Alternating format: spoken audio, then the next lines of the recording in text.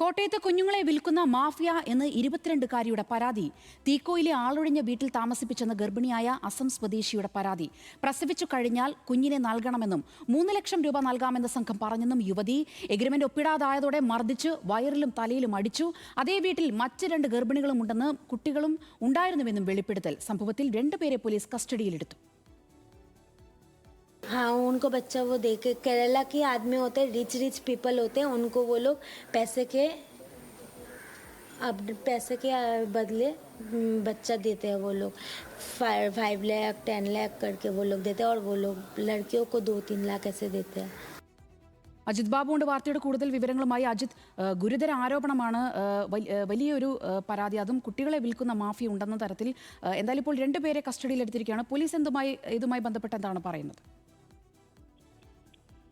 സോന, ഇത്തരത്തിൽ വലിയ ഗൗരവമുള്ള ആരോപണം തന്നെയാണ്. പ്രത്യേകിച്ചും ഈ 1.5 വയസ്സുള്ള പെൺകുട്ടിയുടെ അമ്മയായിരുന്നു യുവതി. വീണ്ടും ഗർഭിണിയായതോടുകൂടിയാണ് ഇത്തരത്തിൽ ഇതര സംസ്ഥാന യുവതിക്ക് ഇത്തരത്തിൽ വീട് വിടാൻ നിർബന്ധമായത്. പിന്നീട് ഇൻസ്റ്റാഗ്രാം വഴിയാണ് ഇത്തരത്തിൽ താമസിക്കാൻ ഒരു സൗകര്യം നോക്കിയ തനിക്ക് ഇത്തരത്തിലൊരു NGO എന്നുള്ള നിലയ്ക്ക് ഇതിനെ പരിചയപ്പെടുന്നത്. അങ്ങനെയാണ് കേരളത്തിലേക്ക് എത്തിയതെന്ന് ഉൾപ്പെടെയാണ് ഈ യുവതി പോലീസിനോട് പറഞ്ഞിരിക്കുന്നത്.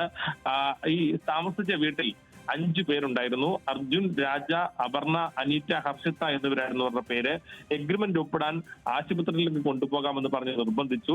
എഗ്രിമെന്റ് ഒപ്പിടാതായതോടുകൂടി മർദ്ദിച്ചു. അതും ഗർഭിണിയായ തന്നെ വയറിലും തലയിലും ഉൾപ്പെടെ മർദ്ദിക്കുന്ന സാഹചര്യം ഉണ്ടായി. കുഞ്ഞിനെ നൽകിയാൽ അതിനുശേഷം 3 ലക്ഷം രൂപ തരാമെന്നാണ് പറഞ്ഞത്. തനിക്ക് കേരളത്തിലേക്ക് വരാനുള്ള വണ്ടിക്കൂലി, മറ്റ് ചിലവുകൾക്കുള്ള പണം ഉൾപ്പെടെ ഇവർ നൽകിയിരുന്നു.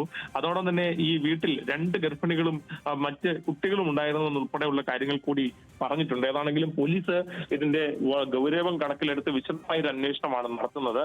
മാത്രമല്ല, ഇതിൽ ഏറ്റവും എടുത്തു പറയുന്നത് അവിടെ ഈ ചില ഫയലുകളായി ഇത്തരത്തിൽ ആളുകളുടെ ഫോട്ടോയും വിവരങ്ങളും ഉണ്ടായിരുന്നുവെന്നും യുവതി പോലീസിനോട് പറഞ്ഞിട്ടുണ്ട്. അത്രത്തോളം ഗൗരവമായ സംഭവം ആയതുകൊണ്ട് തന്നെ വിശദമായ ഒരു അന്വേഷണം നടക്കുന്നുണ്ട്. ജില്ലാ പോലീസ് മേധാവിയുടെ ഉൾപ്പെടെ മേൽനോട്ടത്തിലാണ് ഈ അന്വേഷണം നടക്കുന്നത്. ഈ പറഞ്ഞ കാര്യങ്ങൾ ഉൾപ്പെടെ മുഴുവൻ കാര്യങ്ങളും പോലീസിന് വെരിഫൈ ചെയ്യേണ്ടതുണ്ട്. നിലവിൽ ഏതാണെങ്കിൽ 2 പേര് കസ്റ്റഡിയിലുണ്ട്.